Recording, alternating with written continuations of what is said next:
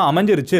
ஒருத்தனுக்கு பெட்டரா இருக்கலாம், உங்களுக்கு கம்மியா இருக்கலாம். அதை பத்தி கவலைப்பட்டீங்கன்னா உங்க வாழ்க்கையில ஒரு இன்ச் கூட நகர மாட்டீங்க. நீங்க என்ன செய்யணும்னு நினைக்கிறீங்களோ அதுல ஸ்ட்ராங்கா நம்பிக்கை வைங்க அப்படிங்கறத சொல்றாரு. சுத்தி இருக்கிறத பத்தி கவலையே படாதீங்க. ரெண்டாவது விஷயம் என்ன அப்படிங்கறத பாத்தீங்கன்னா, உங்ககிட்ட என்ன இருக்கோ அதை வச்சு ட்ரை பண்ணுங்க. லெஃப்ட் கை தான் என்கிட்ட இருக்குது, ரைட் கை போயிடுச்சுன்னு சொல்லிட்டு என் வாழ்க்கை ஃபுல்லா நான் மறுபடியும் கண்ணை தொடாம இருந்திருந்தேன்னா இழக்க போறது நான் தான். உங்ககிட்ட என்ன இருக்கோ அதை வச்சு நீங்க என்ன செய்யணும்னு நினைக்கிறீங்களோ அதை செய்யுங்க. இல்லாத விஷயத்துக்கு ஏங்குறதை விட இருக்கிறத விஷயத்தை யூஸ் பண்ணுங்க அப்படின்னு சொல்லிட்டு ரெண்டாவது லேர்னிங்கை கொடுக்குறாரு.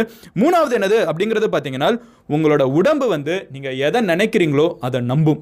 நீங்க பாசிட்டிவா நினைச்சீங்கன்னா உங்க உடம்பு பாசிட்டிவான அதிசயங்களை செய்ய முடியும். உங்க உடம்பு நீங்க நெகட்டிவா நினைச்சீங்கன்னா நெகட்டிவாகவே மாறிடும்.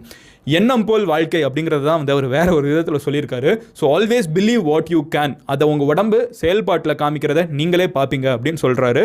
தன்னோட நாலாவது முக்கியமான விஷயம் என்னன்னு பார்த்தீங்கன்னா, winners refuse to give up அப்படின்னு சொல்றாரு. ஜெயிக்கிறவங்க வாழ்க்கை